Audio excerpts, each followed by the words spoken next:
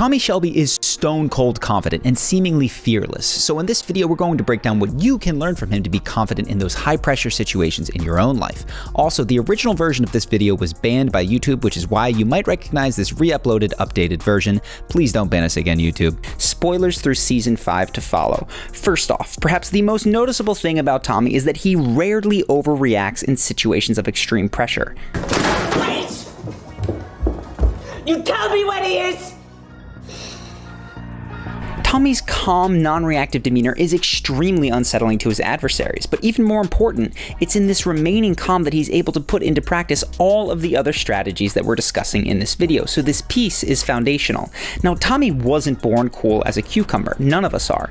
He developed this trait through repeated exposure to life-threatening situations, first in the war and then over and over and over again in the course of his rise as a gangster. The same principle applies in our lives. If we want to remain calm in certain situations, the most reliable way isn't simply by focusing on keeping a straight face or a deadpan stare. In fact, the more you think about your facial expressions when you're nervous, the more likely you are to actually blush. So even though people notice the unflinching face, the best way to get there is through what's called exposure therapy. Essentially, you put yourself into less challenging simulations of whatever difficult scenario you're about to face. So if you're going to interview, doing a mock interview with a friend, or even touring the building that you'll be interviewing in can go a long way to calming your nerves on the big day. Or if you want to be more comfortable in social situations, saying a single extra sentence to a service person can challenge you without triggering total panic. But Tommy's experience also shows us what happens if you expose yourself to overwhelming situations rather than gradations of slightly more challenging ones. Now, outsmarting people requires more than just composure. Tommy often has to persuade people that have every reason to hate him, and he exhibits three powerful tools that regularly keep him in control.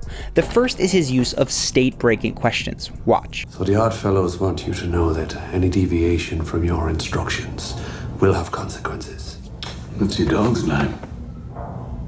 When we're under pressure, our natural response is to go with the flow and passively accept the conversational pace set by someone who's in a position of power over us. However, in doing so, we surrender our power during that conversation, which in a negotiation usually leads to an unfavorable deal. This state-breaking question is a seemingly out-of-place question that breaks the one-sided conversational flow. And from there, conversation is much easier to steer in a new direction. In this case, Tommy uses it to assert his power despite the fact that he is imprisoned. You visited your sister. Hey, what's your name, boy? Interestingly, when Tommy does have power, he doesn't allow others to divert it away with their own state-breaking questions. He simply continues down his original path rather than answering them. Furthermore, he has a criminal profile, which will make his actions explicable to the police. And since when did you worry about the police? Barney Thomason is going to kill an MP. In your life, you probably don't want to use this to introduce threats into a conversation, but it can be an incredibly persuasive tool, especially when someone's emotional state is preventing them from moving forward productively. For instance, if someone is feeling upset, asking a random lighthearted question can snap their state for long enough for them to consider more empowering possibilities. And we saw this in the video that we did on Tony Robbins getting people out of depression. What makes you hate yourself? Is it the red shoes? What? Is it the red shoes? No. Are you sure? Because they're fucking red. Now, a simple question isn't going to instantly put someone on your side. In fact, other people can be counted on to continue to pursue their own agendas, which is why we often see Tommy get what he wants by finding a way to align his needs with the other person's. Watch here as Tommy tries to convince another faction to join him in a war against the Italians. He doesn't appeal to honor or to doing what's right, but to doing what's good for Alfie Solomon. And if the Italians win, they're not planning on leaving. And after me, it'll be him, and then you, and the fucking mafia, Alfie. They can distill their liquor, and it's against the law. They've come here and they like what they see. They're coming and they're here to stay. Now, in order to do this effectively, you cannot imagine that other people want the same things as you. You must try to first view the world from their perspective. Now, I know this may sound obvious, but so few people follow this advice. Instead, they offer others what they would want, never getting anywhere. So before offering help, you need to make sure you understand the other person's world, which is why Tommy comes to these meetings already understanding the position and temperament of the person that he's going to be speaking to. Distillery provides 1/10 of your income. Protection is another 10% and the rest you make from the racetracks. I know you keep a gun in the drawer. I know you keep it beside the whiskey. I know you offer a deal or death. And if after all of your research on someone you're still unclear on what they want, you can always just ask them in the course of conversation. I want to know what you want. One concrete area that you can put this to use in your own life is in connecting with someone that you might like as a mentor, say a CEO, an influencer, whoever. The internet makes it easier than ever to get in touch with these people, but it also means that they get more of these requests than ever before. So rather than the typical, let's chat over coffee, research a particular problem they may have, and then offer to meet to discuss how specifically you can help. This is a much, much more effective way to start that relationship. But even beyond this particular scenario, the point is that one of the best ways to get what you want is to seriously consider how you can get other people what they want. Now this brings us to the next point. When Tommy really needs something done, he doesn't just solve someone's problem. He gives both the carrot and the stick, which is a much stronger motivation when you're trying to affect large changes. Watch. The nature of the deal is explained in my proposal. I've booked you a suite at the Midland Hotel. If you need anything in this city, just mention my name. So you want to impress me, Mr. Shelby? Also in the envelope is a check for £500 for your wife. She can use it to buy a black dress, and a black horse with black feathers, to pull a black carriage with your body in it, should you break the terms of the white flag. Some people are motivated more by the prospect of gaining something, others by the fear of losing something. And all of us are motivated when there's a particular path that assuages both of those desires, which is why Tommy makes sure to hit on both whenever he needs someone to be all in on one of his plans. You can see it again here, this time he does it in reverse order. If those guns reach Belfast, your life in the Force is over. When I've achieved what I've set out to achieve, I will let you know where to find the guns. You'll be a hero. You'll probably get a medal.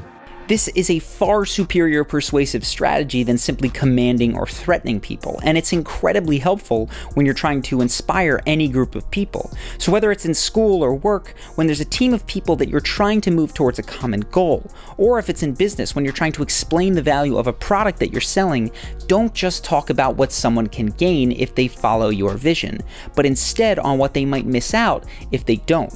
Now this takes us to the last piece, which is truly what makes Tommy Shelby so unique and probably why so many people love him. And it's his ability to turn trash into resources, lemons into lemonades as the phrase commonly says.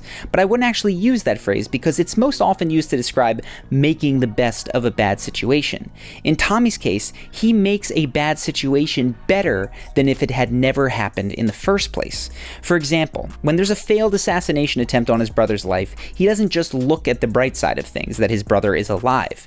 He uses that attempt to spread disinformation, telling everyone that Arthur, his brother, is dead, which buys him time to recuperate and then eventually surprise and kill that season's big baddie, Luca Changretta. Similarly, Tommy is told that he needs to kill his friend Danny Whizbang to avoid all-out war with the Italian gangsters. Clearly a bad situation, but he makes it work out better than if he didn't have to by using it as an opportunity to fake Danny's death, which gets him a man who can operate in London without anyone even looking for him, and it also gets him a hiding place for the guns that he stole at the beginning of the season, the supposed grave of his friend, a place that no one would even think of looking.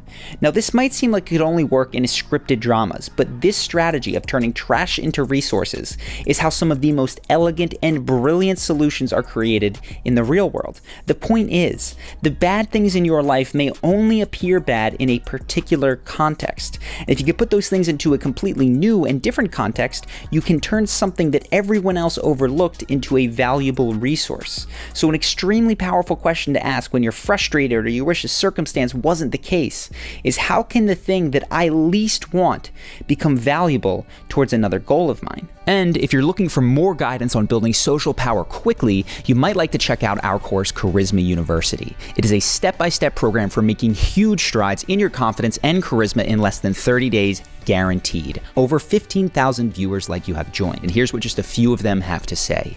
My biggest breakthrough has been gaining more confidence. If you knew me a year ago, you'd see a socially awkward guy, but that same guy had hidden confidence and charisma that has now been unleashed. If you're reading this or listening right now, Think about who you want to be in a year. This course will teach you how to be that person. Another young man used it in his school and says, the YouTube videos are great, but the courses are amazing. Ever since I first started, I've gotten to know so many other people and their friends. So many opportunities have opened up to me. I've been invited to so many hangouts, and it has been amazing.